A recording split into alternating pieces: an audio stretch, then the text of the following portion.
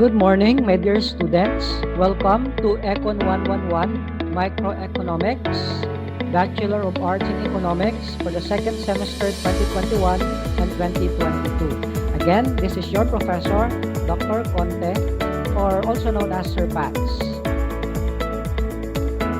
For our learning objectives for today's lesson, first, to define economics and enumerate its branches, to appreciate the historical background of economics, to name school of thoughts in economics and discuss their beliefs, and to discuss the theories of well-known philosophers and economists. So when we say economics and try to search in the Google search engine, these are some of the images that will flash before your eyes. Okay, another set of pictures.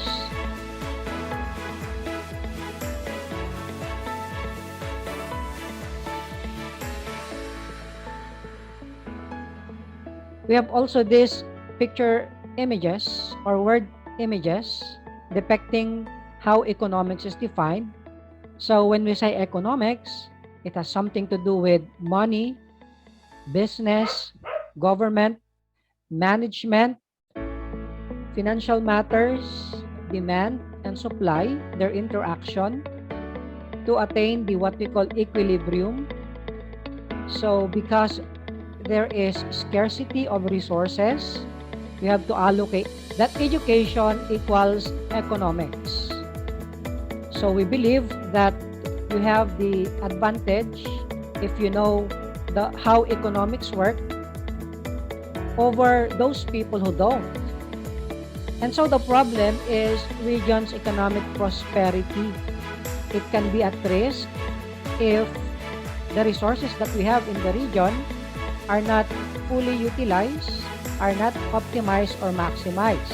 So we do not benefit from them. That's the problem. It's at risk. So our approach is to drive systems change and improve student outcomes. Remember, students or the youth will serve as the leader for tomorrow. So we have to equip you with the working knowledge in economics to improve student outcomes.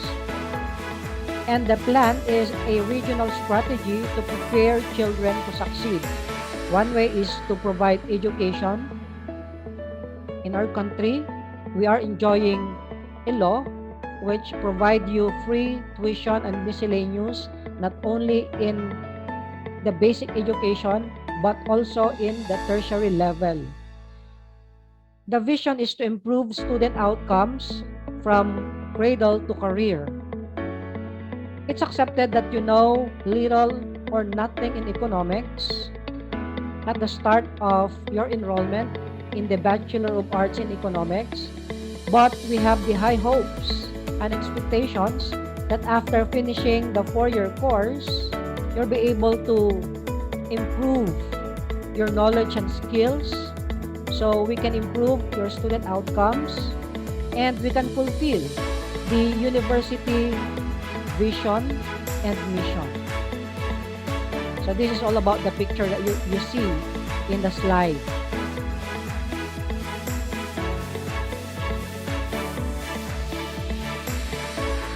You have also seen this relationship among the household, the business, or the firm, and the government.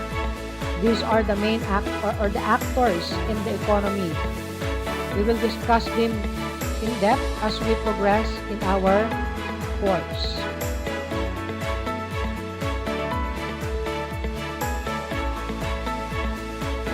And you have seen these images as well. So when we talk about economics, what are we referring to as indicated by these pictures? Well, economics is human life in action. It is the art of making a living, deals with efficient use of resources, and we have a classic movie okay, available, the Count of Monte Cristo, wherein the discipline economics was taught to the protagonist in the movie. Okay, so the Count of Monte Cristo by Alexander Dumas is a story of love, family, friendship, and revenge. Okay, from knowing nothing, the protagonist or yung ating bida was put into jail by his friend who was actually a traitor. And when he was put behind bars, though he was innocent, the protagonist suffered. But while behind bars, he learned a lot from a co-prisoner. One of the lessons taught to him is economics. When he was able to escape, he went back to where he came from as a rich and knowledgeable individual, ready to take his revenge and to be reunited with his family. So you're encouraged to watch the movie for enjoyment, for learning, and for fun. Again, the Count of Monte Cristo. Others define economics as a social science, dealing with production, consumption, and distribution of goods and services. Or, as we know it, economics studies how people find ways to improve their way of life and the society as well. So, we assume that you have chosen economics as your course in college. Remember, you will invest time. That's more or less 4 years. You'll invest your money and other resources. Okay?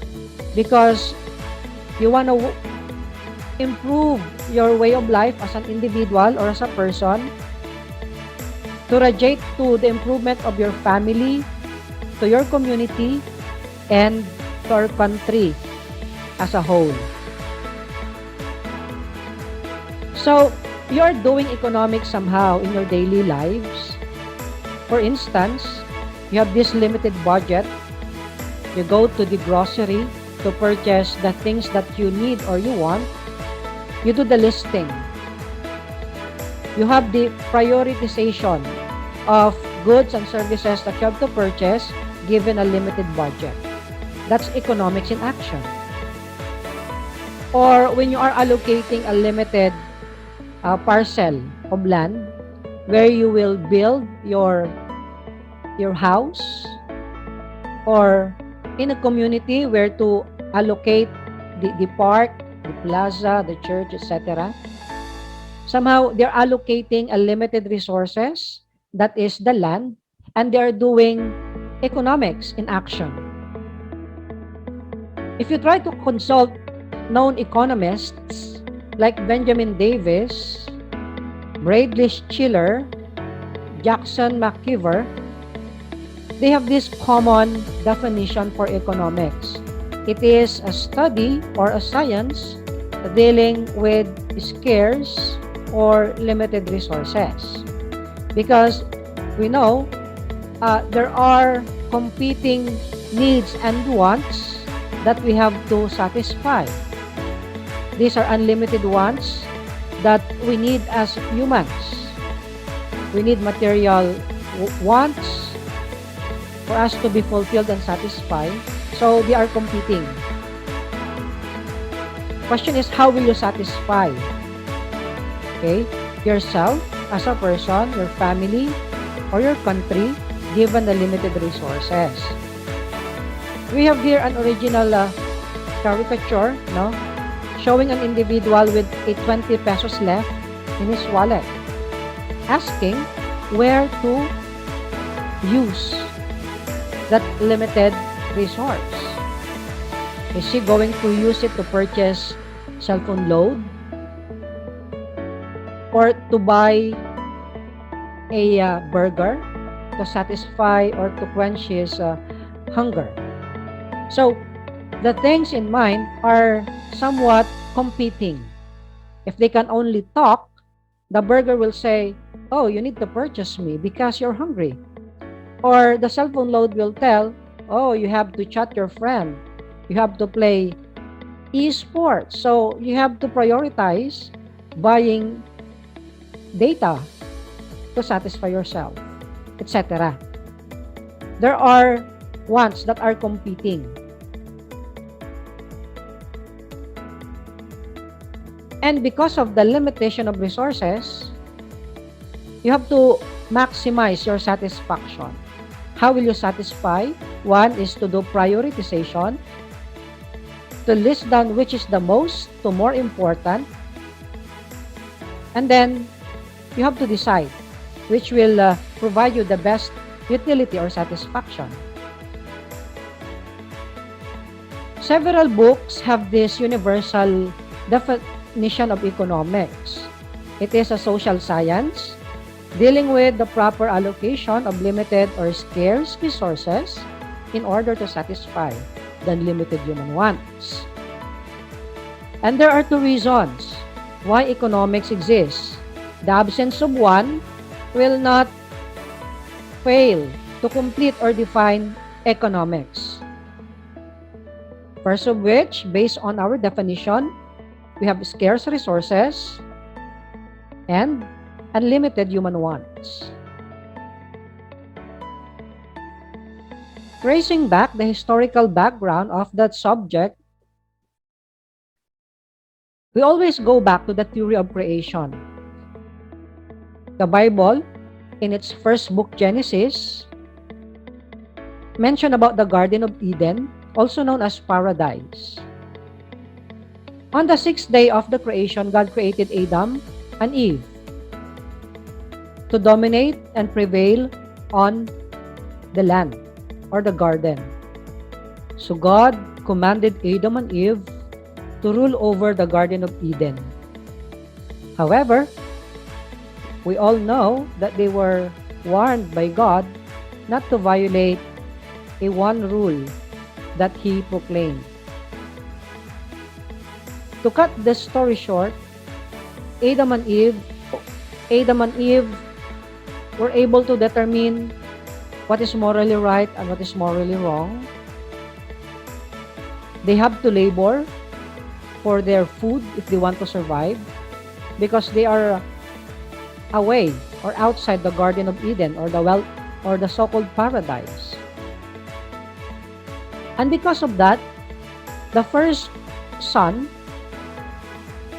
developed a sense of jealousy that led him to murder his own brother.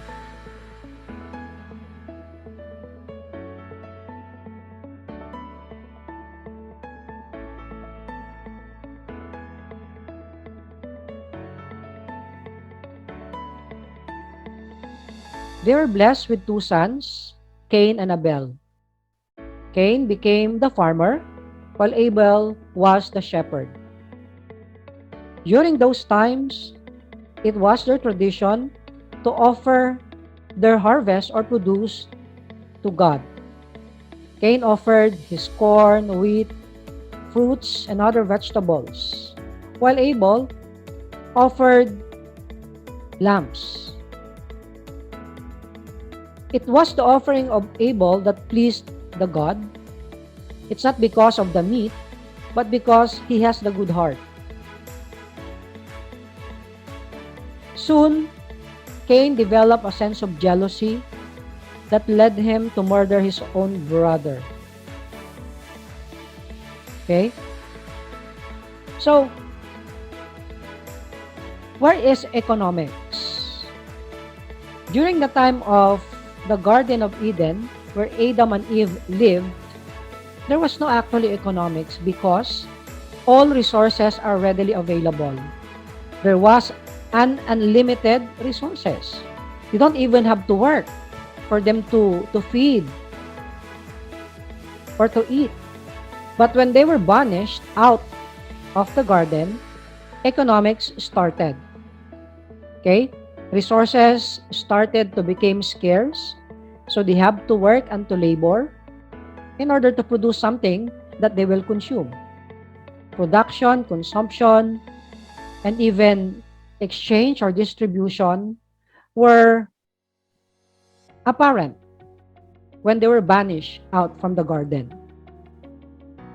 So, biblically, economics started when Adam and Eve from the garden. We always go back to biology.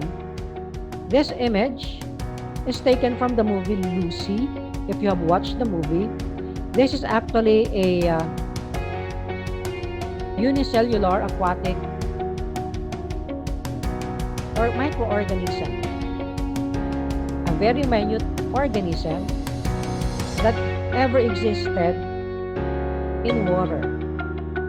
And with the passing of time, thousands to millions or even billions of years, this unicellular evolved to become multicellular, it develops cells, to tissue, to organs, and to a system. And this was supported by the theory of evolution.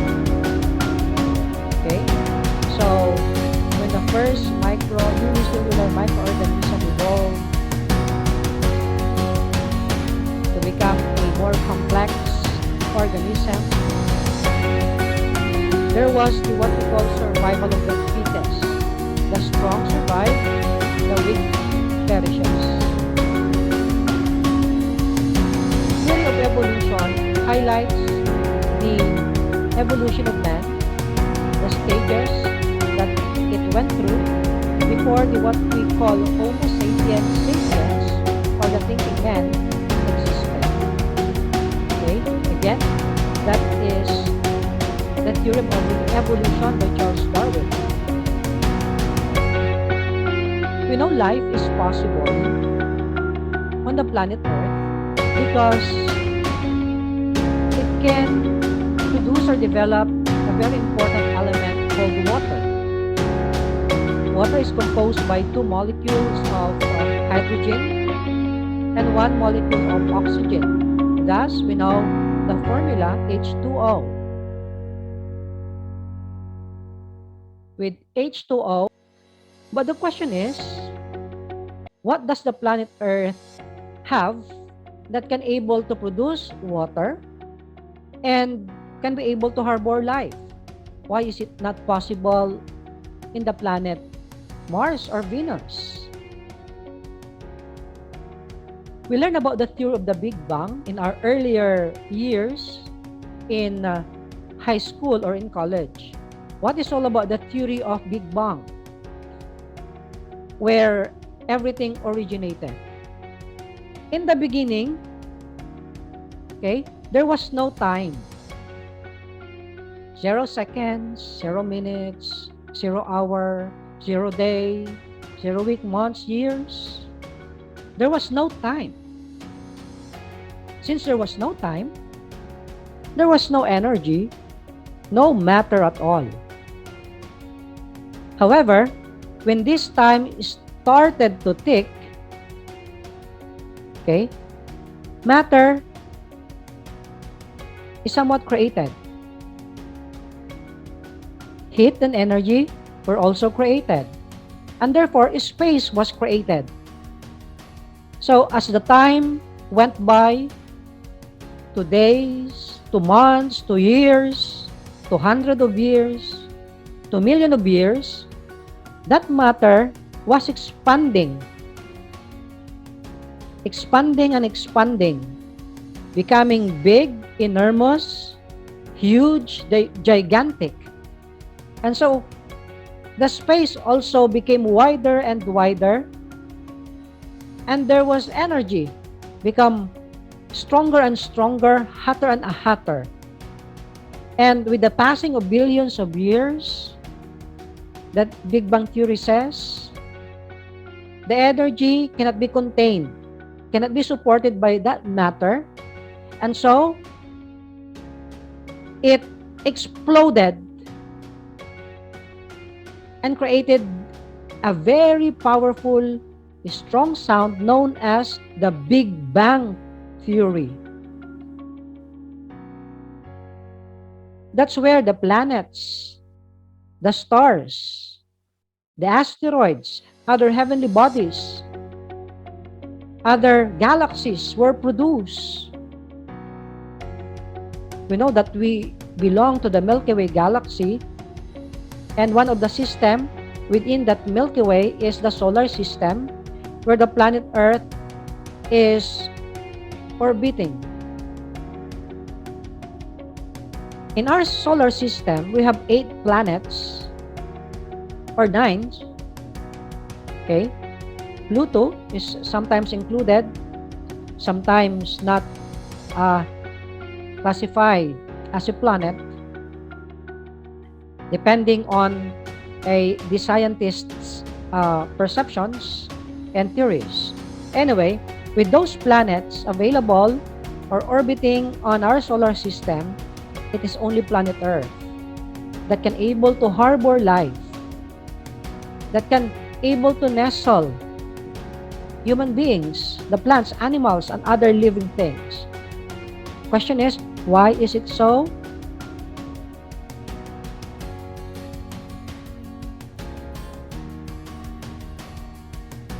Because of the 2 factors that we have in the planet Earth. What are they? First, the ideal distance of the planet and the nearest star. Okay?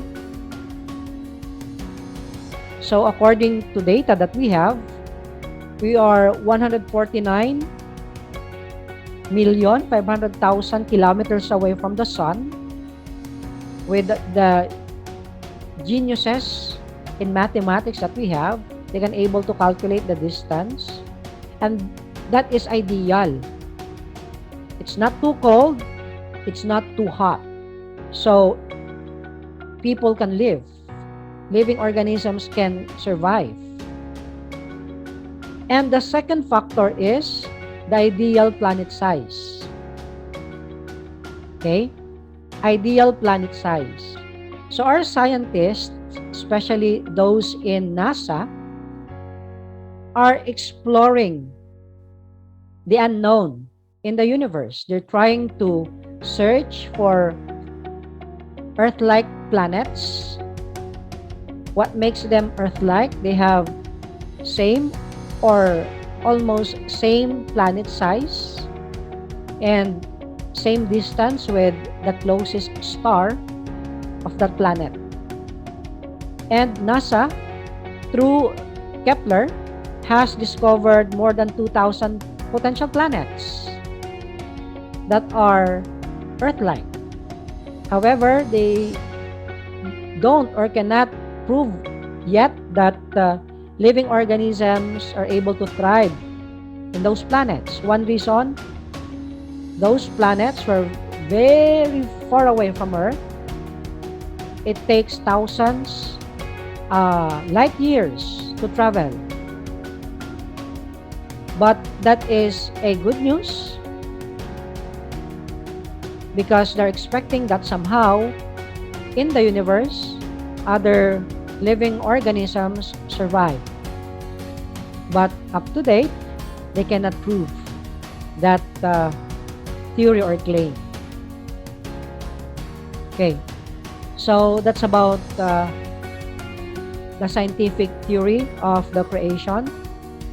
Economics started when the Homo sapiens sapiens learned how to survive, right? We learned about the early stone, middle stone in our Araling Panlipunan in our secondary or senior high school, the panahon ng lumang bato, bagong bato, panahon ng metal. We heard about the hominids, the Homo habilis, Homo erectus, Neanderthals, and the thinking men or the Homo sapiens sapiens. It was the time of the Homo erectus when they first used and discovered fire. The Neanderthals used spears in order to catch or to capture wild boars for their food. They learned how to plant and grow vegetables 10,000 years back.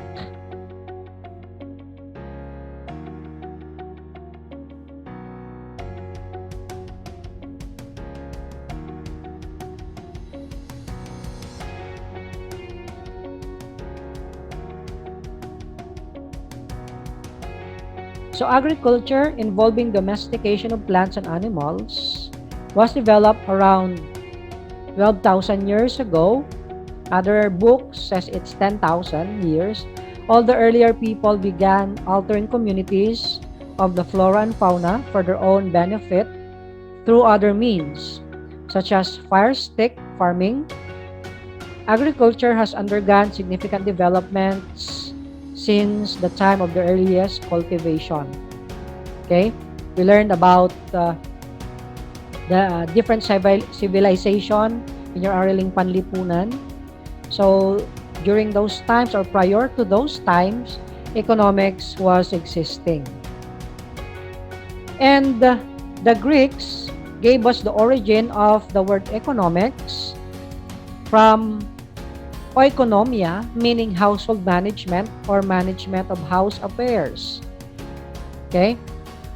So, how do they allocate their limited resources within the household?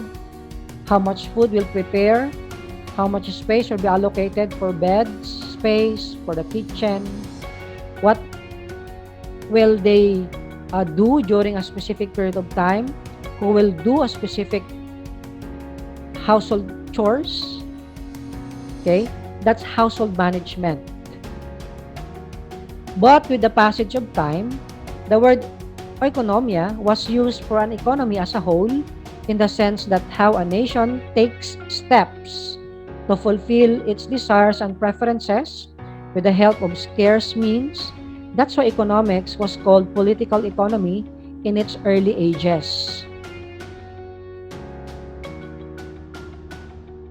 Okay, this is Plato, a well-known Greek philosopher who provided the definition of a state.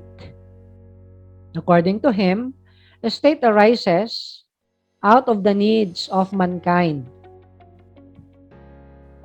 No one is self-sufficing. So, no individual can live alone because he has many wants. As we have many wants and many persons are needed to supply them, one takes a helper for one purpose and another for another. And when these partners and helpers are gathered together in one habitation, the body of inhabitants is termed a state. And they exchange with one another, and one gives and another receives under the idea that the exchange will be for their good. Assuming there is a land, a barren land for that matter, which is planned to be developed. So the owner, together with the project engineer and workers, were gathered to that land area to plan and to build an infrastructure. So they were gathered to that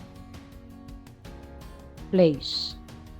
So they didn't need food, water, that will provide them the energy that they need in order to construct the infrastructure. Another group of people will go to that place, will cook for them, okay, will provide the food that they need. In exchange, the workers will pay the cook and other businessmen providing their needs. So, they became partners. They do exchanging with one another. One gives, another receives. One provides, another pays. That's the idea of exchange. And with that, the state is formed according to Plato.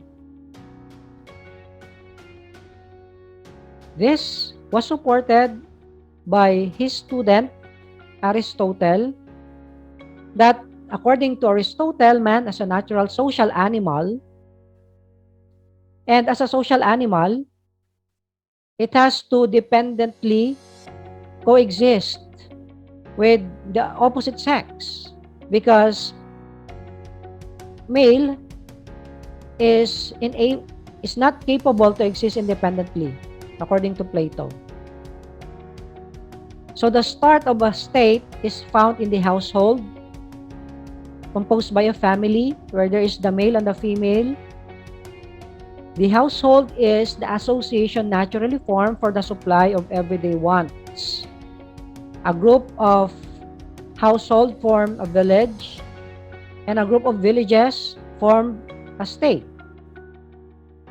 For Aristotle, the association composed of several villages in its complete form is the state in which the goal of full independence may be said to be first attained.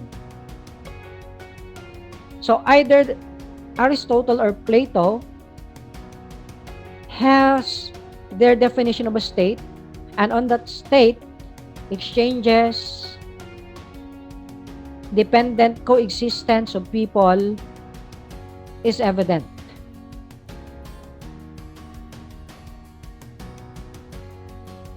So trying to compare the two definitions of these well-known or renowned Greek philosophers, we shall or will come across with commonalities. For Plato, no one is self-sufficing. For Aristotle, it rests upon the inability of man and female or male and female to exist inability. So they have to exist dependently. No one is self-sufficing. No man is an island. Okay? No man can exist alone. No woman can exist alone. They need each other. Person needs other person to live. We're thankful to the Greeks because they coined the term economics.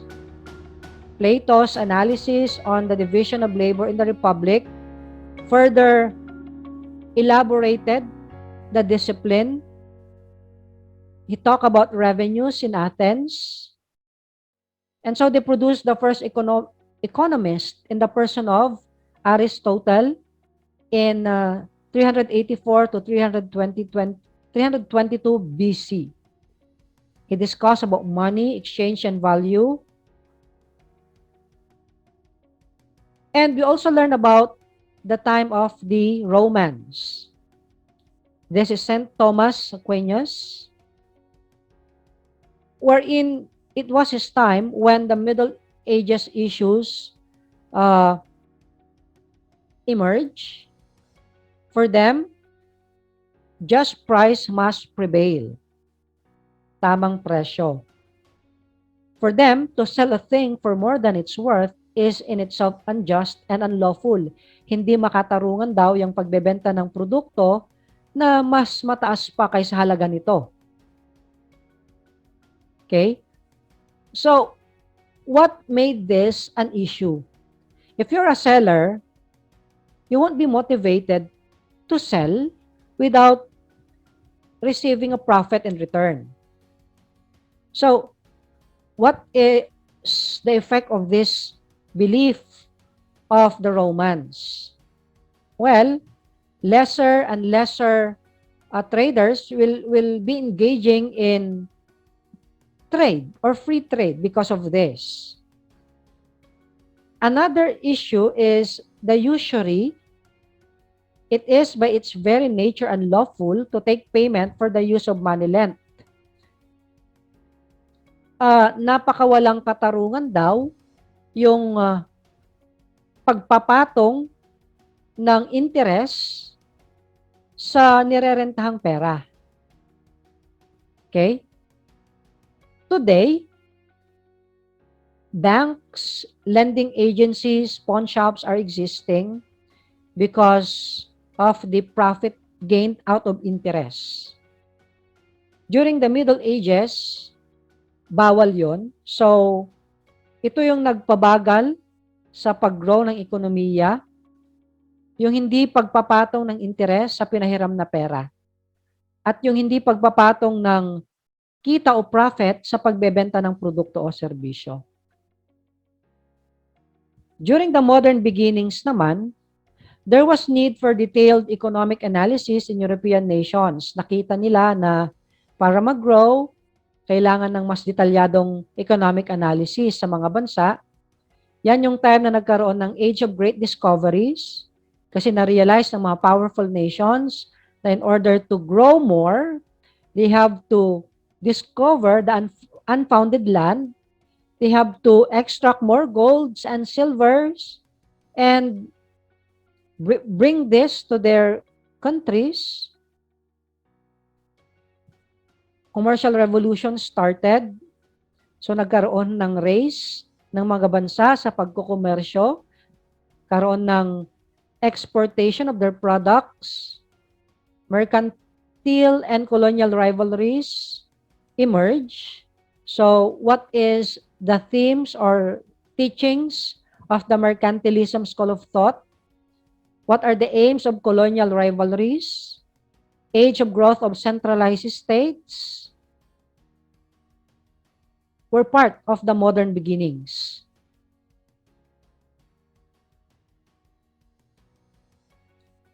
Talking of mercantilism, Thomas Moon was the champion of this school of thought.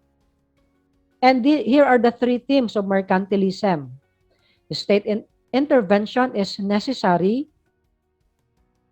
The wealth of nation is predetermined or determined by earnings of precious metals in the form of gold and silver, and the creation of a favorable balance of trade is very highly considered by the mercantilists. To do this, you go back to the theme number 1, state intervention is tight and very necessary. So to create a favorable balance of trade, it's the government that decided or dictated what to produce, how much to produce, who will produce, what is the price in order to become competitive in the world market, so that the second theme, which is the earning of precious metals, will be higher. Because if you export more goods and services to other countries, more money will be coming in. Okay? More gold and silver will be injected in the economy. That's creation of favorable balance of trade. Exports value is higher than the import value.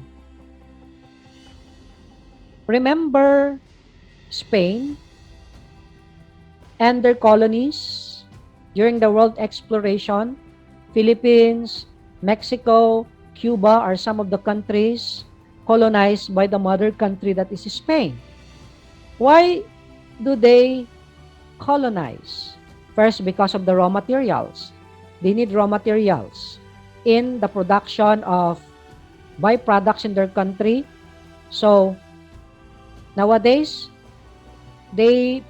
developed countries purchase raw materials from developing countries at a cheaper price. They gather it in their country.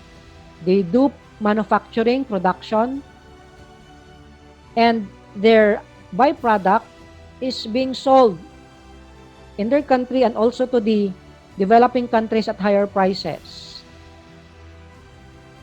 That way, they are gaining more over developing countries. Another variable that they want, or this mother country wants, is foodstuffs. We remember how Philippines was discovered by Magellan in 1521, right? Okay? The voyage and expeditions were sent because they want to discover, they want to get foodstuffs, especially spices. Gusto nila yung sibuyas, bawang, black pepper. So, they voyage to travel. Napagkamalan na yung hinahanap nilang lugar ay sa Pilipinas. So, they stayed in the Philippines to the point of colonizing our land. Though in the beginning, Philippines has no name.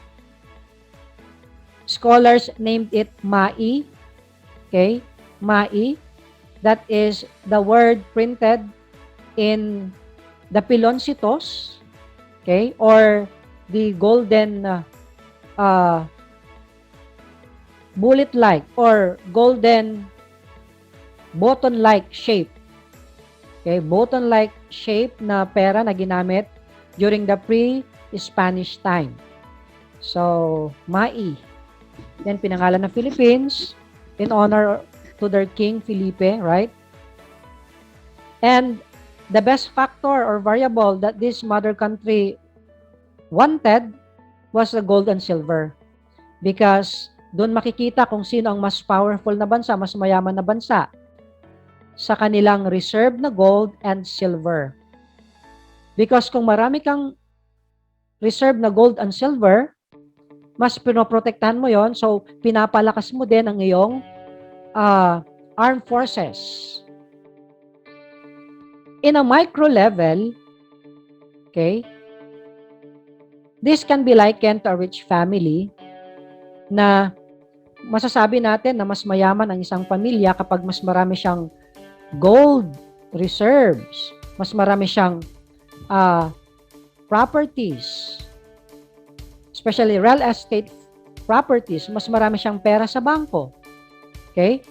Even an individual, makikita mo pa lang maraming na siyang suot na ginto, gold bracelet, gold earrings, watches, etc. Okay? So, it is a measure of wealth because gold has economic value that increases over time. So, with this weighing balance, mas mabigat si export kaysa kay imports. Yan yung gusto ng mga bansa, especially the European, because sila yung nanguna pagdating sa usaping economics. Remember the Greeks? Remember Marco Polo in Italy? Remember the Industrial Revolution in London or the Great Britain?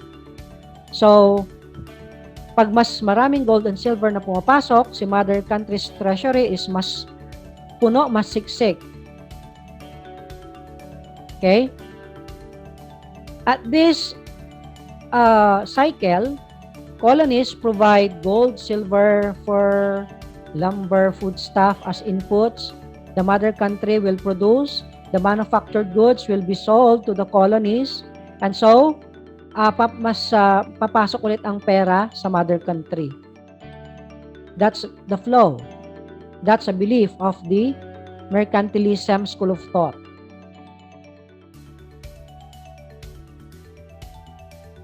During the Industrial Revolution, even children, okay, women, men alike, were forced to work in the factories for 10 to 14 hours, where the working condition is not that ideal or good. Basta ang aim ng government is makapag-produce ng mas maraming produkto, mas murang produkto. So input prices were low, mababa ang pasahod. Okay? Kahit na 14 to 16 hours pa sila nag-work, ultimo bata pinagtatrabaho. Para yung kanilang produkto ay mas marami, mas mura, mas competitive, mas mabenta, mas mabilis sa world market.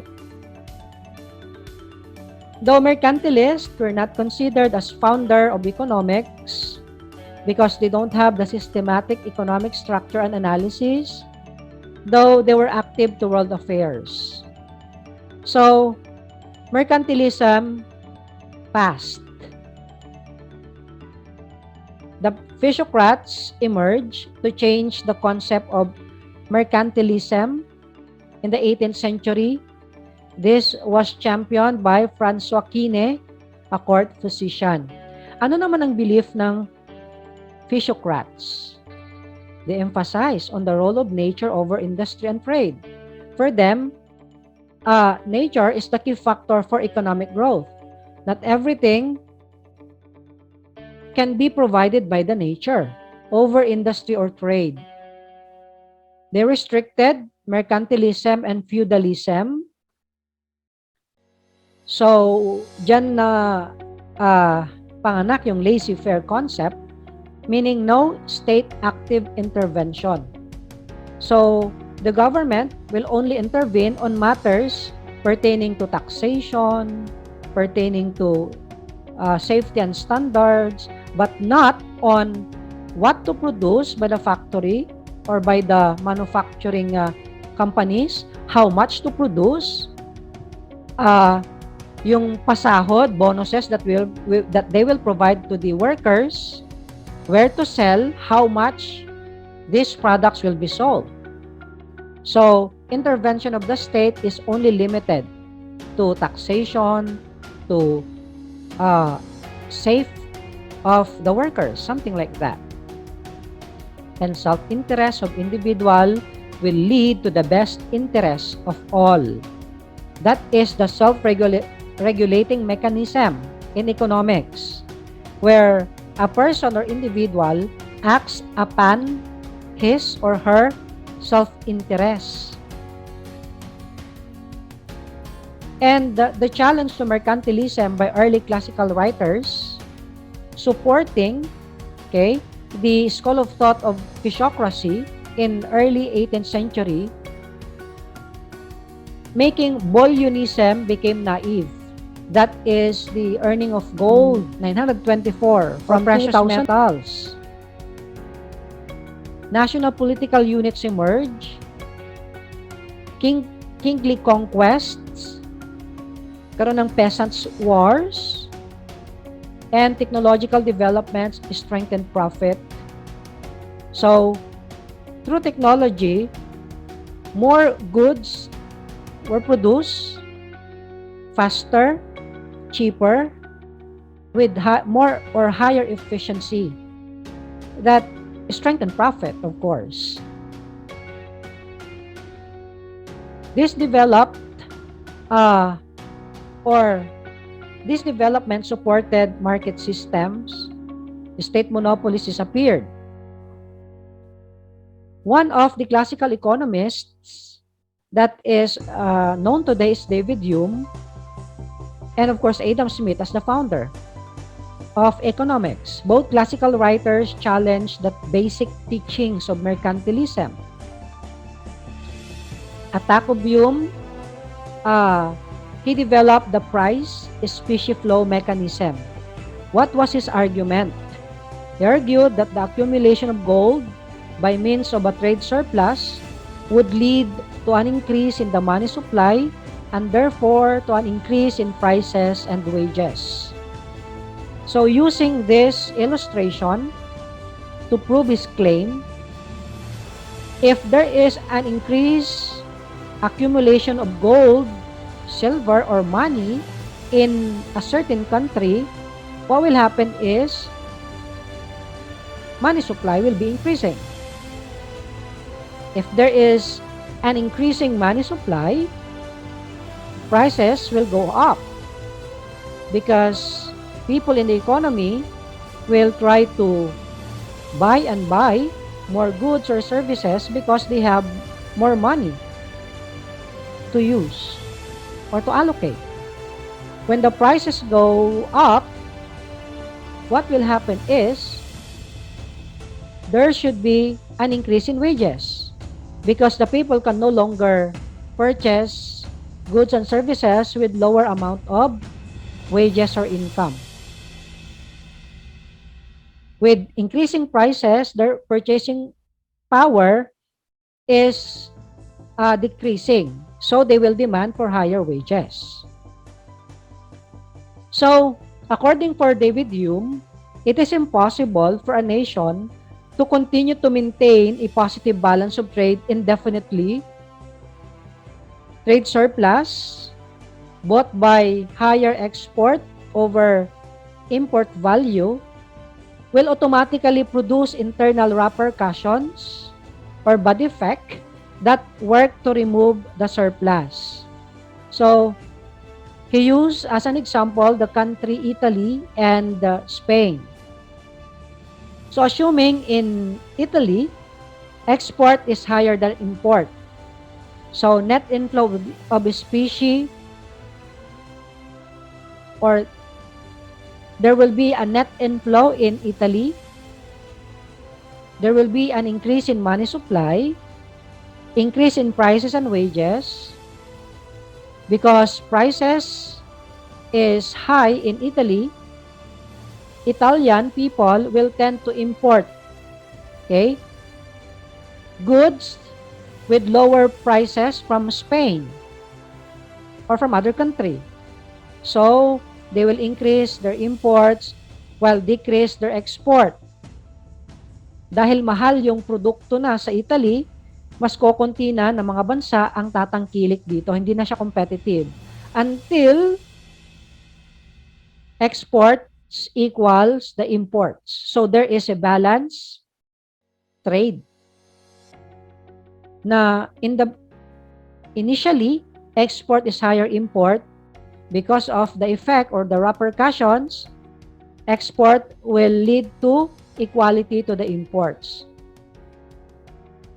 Meanwhile, in Spain, export is less than import value. So, there will be a net outflow. Mas lalabas yung pera nila kasi nga, mas malaki yung export value. So, there will be a decrease in money supply because Spanish people will tend to buy from Italy kasi mas mahal, okay, yung produkto sa bansa nila. So, there is a decrease in prices and probably wages, decrease in imports, and increase in exports until export equals imports. Ito yung argument ni David Hume telling that the trade surplus automatically produces internal repercussion or bad effect that work to remove the surplus until export equals import. What is happening in China is an illustration to that example. The gross domestic product in China was worth 14,722.73 billion US dollars in 2020, according to official data from the World Bank, and that represents 13.04% of the world economy. That is how large the Chinese economy is, right? In fact, it is the second largest economy in the world next to the US in terms of nominal GDP. Though in terms of real GDP, China is higher than that of the US. Again, in terms of real GDP, not the nominal GDP. When the gross domestic product increases, wages follows or wages follow. In China, wages increased to 97,379, their Chinese money or the yuan, from 90,501 yuan in 2019, according to the National Bureau of Statistics of China. So after a period of a year, tumaas by around 7,000 yuan. Okay, if you multiply that to 7 pesos, that is the equivalent. 1 Chinese yuan is more or less 7 pesos. So tumaas siya by 49,000. There is an increasing trend in terms of the wages. So dahil dumadami yung kanilang GDP value, tama yung sinabi ni Hume na tataas yung wages. Later on, tataas na rin ang prices. Hindi na masyadong competitive yung China in the future. But we're not sure when is that future. When will it take? It might take 20 more years, 50 more years, 100 more years. We're not sure about that. Okay, so the average increase was 70,000. There is an increasing trend in terms of the wages. So dahil dumadami yung kanilang GDP value, tama yung sinabi ni Hume na tataas yung wages. Later on, tataas na rin ang prices. Hindi na masyadong competitive yung China in the future. But we're not sure when is that future. When will it take? It might take 20 more years, 50 more years, 100 more years. We're not sure about that. Okay, so the average increase was 70,924 from 2012 to 2020. So what we did was we get the sum of the wages in 2012, 2013 up to 2020, and we divide it with number of years. So ilan to? 2, 3, 4, 6, 8, 9. The sum of this divided by 9 years to get the average wage increase. Okay, that ends the first part of the video. Okay. I will be providing you the references to the topic after discussing the part 2 of the lesson. And with that, thank you and have a wonderful day.